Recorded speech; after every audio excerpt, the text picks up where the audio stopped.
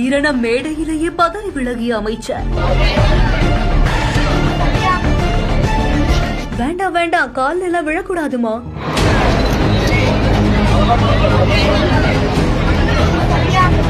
பெண் வீராங்கனையை வாழ்த்தி அனுப்பிய காட்சி. போதை பழக்கத்தால் ஏற்படும் தீய விளைவுகளை நான் முழுமையாக அறிவேன். நான் போதை பழக்கத்திற்கு ஆளாக மாட்டேன்.